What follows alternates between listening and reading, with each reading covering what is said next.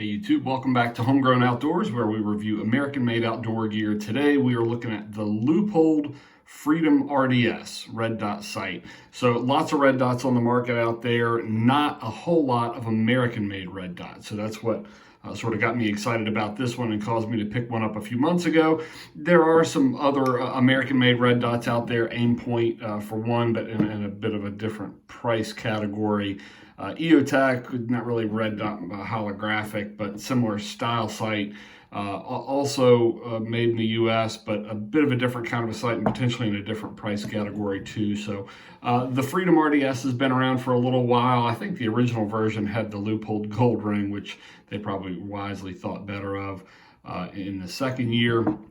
As I mentioned, made in the US. So like most other Leupold stuff, or a lot of other Leupold stuff, designed, machined, and assembled in the US. The glass is probably imported. Leupold stays a little bit fuzzy on that with all of their stuff, but this is the standard version. So quarter MOA click adjustments for windage and elevation, and then push button activation of the red dot of the illumination there. And then that's also your battery cover. So if you unscrew that, that's where you access the battery. They make a BDC version of this thing that has a turret that is laser cut for 55 grain 223 ballistics. Out to 500 yards, so you can dial up your range out to 500 with that version. If you get the version that has the turret, you can also pay to have them cut a custom dial. So if you're running a different load or a different caliber, you can get that BDC turret to match whatever you're running. As I mentioned earlier, push button there on the side, 8 brightness settings. You know, I'm not really going to try to show you I mean, you can see the red dot there. I feel like these videos never do the dot justice.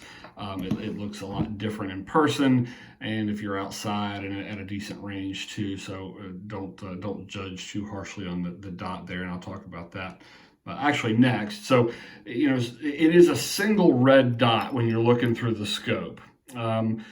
Some folks, again, that's all out of focus because I'm just doing this at my desk. But yeah, I've read some stuff where folks feel like the red dot is pixelated or not as sharp as they might have hoped.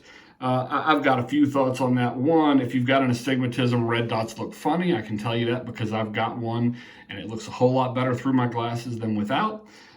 Secondly, if you look at stuff super close, like inside of a room, I feel like that's when you get the pixelation or sort of the separation of the red dot. If you're outside and sort of at more normal ranges, I feel like the dot sharpens up and sort of closes into a single dot. And additionally, you know, if you've got much experience with these, at least in the experience that I've got with this style sight or EOTechs for that matter, you know, most of them aren't super sharp. You know, there's a little bit of pixelation there with any of them. So that has not bothered me with the Leupold, but I have read a little bit of feedback on that in some other places. I mentioned earlier 8 brightness settings, so you can really dial it up for sort of whatever situation you're in. I think it blinks when you get to the upper or lower end of the spectrum, and then if you keep pushing that button away, you keep moving through your brightness settings. So really simple one-button operation, which I appreciate a lot. Battery life, Leupold claims 1,000 hours at the medium setting. So, you know, that sort of falls in my mind for my uses, a usable spectrum. There are some out there that last longer than that. There are certainly some out there that last a lot shorter. So I'm okay with that 1,000 hours. Part of the way that they get that 1,000 hours is their motion sensor technology. So it is a true 1,000 hours of usability, because if that thing sits still for 5 minutes, it automatically shuts itself off, and then as soon as it moves again, as soon as it detects motion, the light pops back on. I've tested this. I've had this thing mounted on a rifle that I've picked up, and you know, honestly not picked up for days and days and days, and when I pick it up, the red dot's there. So I appreciate that. I think that technology is really cool. Obviously helps to save the battery, but also keeps the weapon in a, effectively a ready situation. So far as when you pick it up, it's on. Not that pushing that one button is a big deal, but the motion sensor technology is pretty cool in my book. This one, so 1x, no magnification, 34 millimeter objective. Again, I'm not even going to try to do it justice and try to do too much through the lens.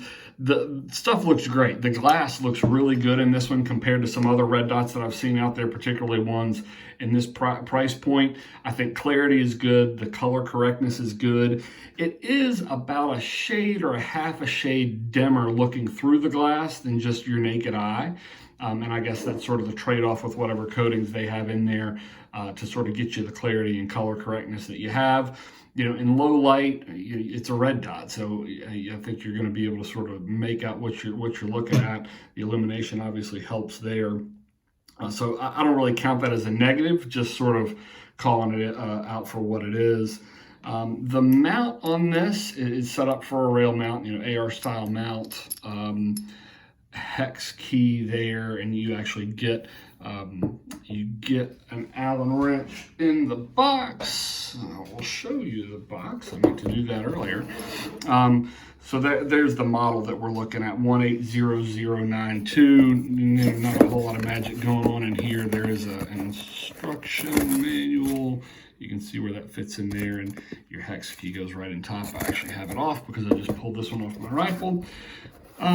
Lifetime guarantee, as is the case with all of their gold ring stuff, so that's good news too. So the mount, super easy. I use a torque wrench instead of the included Allen key, but mounted up really easy. The height on this one is set up for absolute co-witness. So when you look through this sight, if you've got backup sights, flip up, you know, Magpul sights or whatever you're running, everything's going to line up. So elevation wise, the flip up sights and the dot and the red dot are all going to be on top of each other. So no adjustment with cheek weld or anything like that if you're switching from one to the other.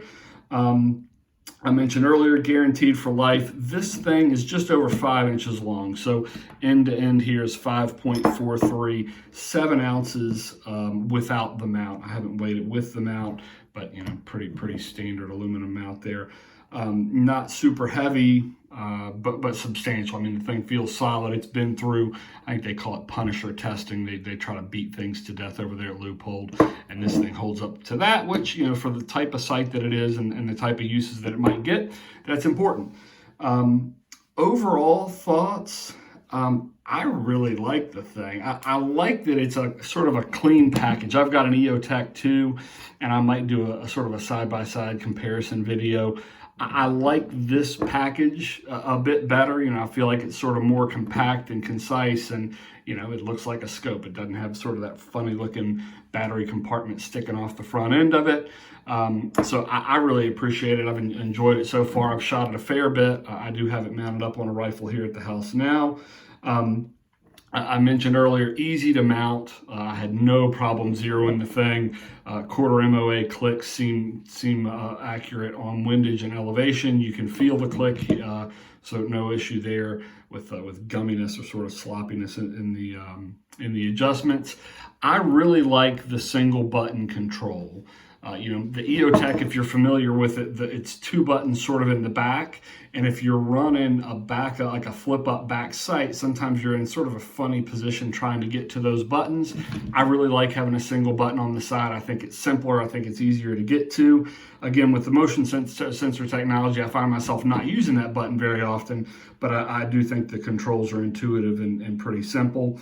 The one thing that could bug someone, and I don't know that it bugs me too badly, but depending on your application, that is a shiny front lens. So I would go so far as to call that reflective, and you're getting a little bit of my light there. So depending on your application, you know, if this is in a real tactical setting, military or police type of an operation where you're worried about that flash in the front or reflectivity, I want to let you know that it's there. Some other scopes tend not to be quite as shiny and reflective there. You can also see the red dot there too. I'm not sure if you'll be able to pick that up, just real faint there. So that's sort of the thing that I can imagine could irritate some folks. for a home defense sort of emergency use, or certainly for plink and range time, I have no issue with it at all, and it has not caused me enough heartburn to make me want to get rid of it. And this is on my sort of primary home defense weapon. So I really like it. The shiny front lens, I'm sure there's a reason. I've not been able to find Leupold sort of addressing that. Optics coatings, they know a whole lot more about it than I do, and I'm sure there's a reason they've got it set up that way. But that's really the only downside I can come up with on the thing. Overall, real pleased with the Leupold Freedom RDS sight. I hope you like the review. If you want to see more American-made outdoor gear, please like and subscribe. Thanks a lot. Have a great day.